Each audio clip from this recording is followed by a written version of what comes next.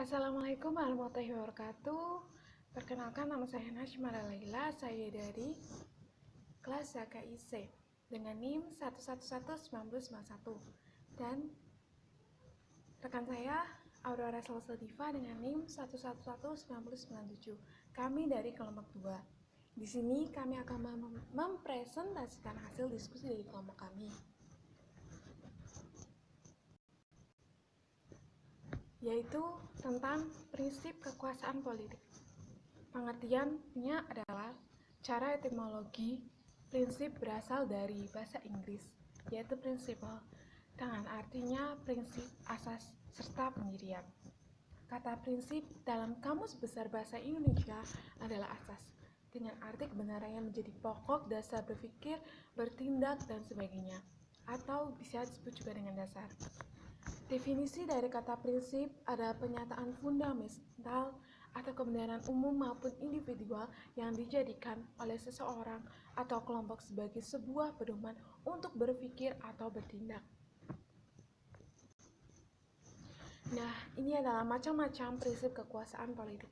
Yang pertama yaitu prinsip kedaulatan. Prinsip kedaulatan adalah kekuasaan tertinggi dalam suatu negara. Kedaulatan yang mutlak dan legal adalah hanya milik Allah.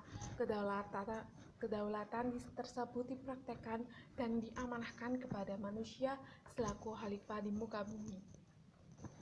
Dan prinsip kedaulatan ini adalah kedaulatan yang mutlak dan legal adalah milik Allah. Dan kedaulatan adalah kekuasaan tertinggi dalam suatu negara.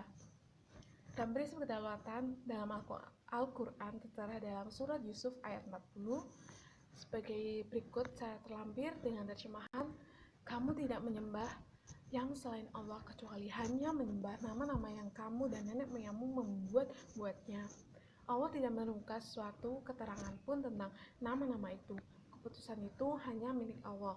Dia telah memerintahkan kamu tidak menyembah selain Dia. Itulah agama yang lurus, tetapi kebanyakan manusia tidak mengetahuinya. Dan prinsip yang selanjutnya adalah prinsip keadilan.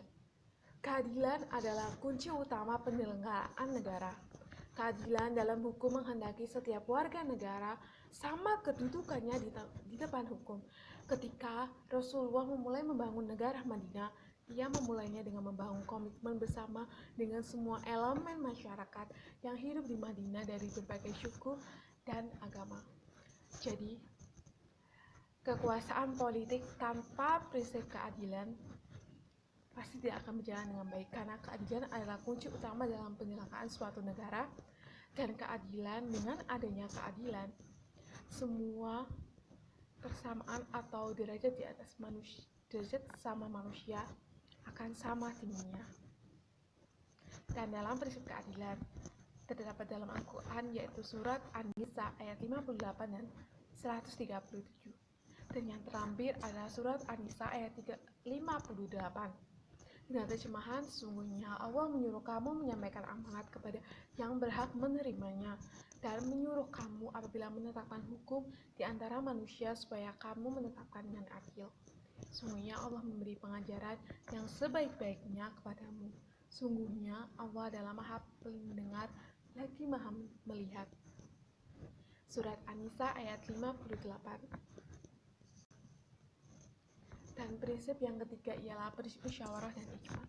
Prinsip musyawarah juga didapati dalam surat Asy-Syura ayat 38.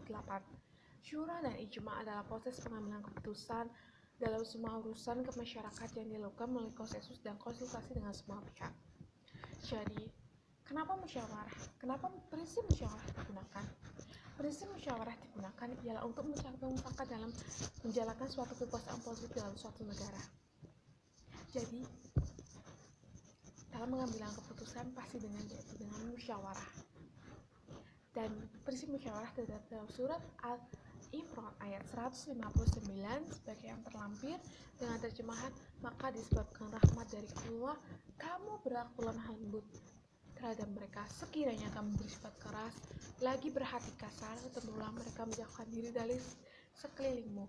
Karena itu maafkanlah mereka, mohonkanlah ampun bagi mereka, dan bermusyawarahlah dengan mereka dalam urusan itu. Kemudian kamu telah membulatkan tekad, maka bertakwalah kepada Allah. Sungguhnya Allah menyukai orang-orang yang bertakwalah kepadanya.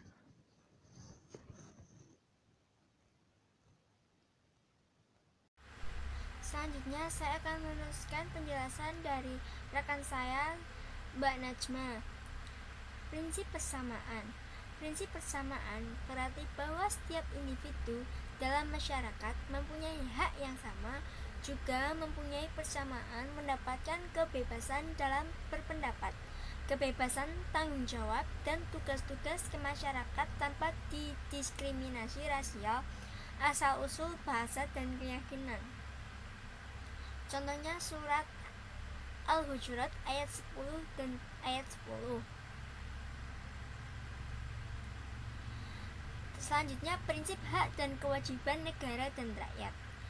Beberapa hak warga negara yang perlu dilindungi adalah jaminan terhadap keamanan pribadi, harga diri, dan harta benda, kemerdekaan untuk mengeluarkan pendapat dan berkumpul, hak mendapatkan pelayanan hukum secara adil tanpa didiskriminasi, hak untuk mendapatkan pendidikan yang layak, pelayanan medis dan kesehatan, serta keamanan untuk melakukan aktivitas-aktivitas ekonomi.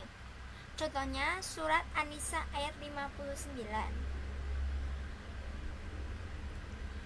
Selanjutnya, prinsip amar ma'ruf nahi munkar. Amar ma'ruf nahi munkar adalah sebuah mekanisme check and balancing dalam sistem politik Islam. Sistem ini terlembaga dalam Ahlul Hilil wi Akli atau parlemen, wilayah al-Hizbah, serta wilayah al-Qadha, seorang pemimpin dalam pandangan mayoritas Islam dalam atau Sani, bukan seorang yang suci atau maksum, oleh karenanya sangat mungkin untuk dikritisi dan dinasihati. Contohnya surat Ali Imran ayat 104. Selanjutnya, hadis kekuasaan politik. Contoh hadis dalam kekuasaan politik salah satunya tentang prinsip keadilan, yaitu pada suatu hari Abu Dzar al-Ghifari meminta agar diangkat menjadi seorang penjabat. Namun Nabi Muhammad SAW menolaknya. Sambil menepuk-nepuk pundak sahabatnya itu kepadanya, Nabi SAW menasihati, "Tidak Abu Dzar, engkau orang lemah. Ketahuilah jabatan itu amanah.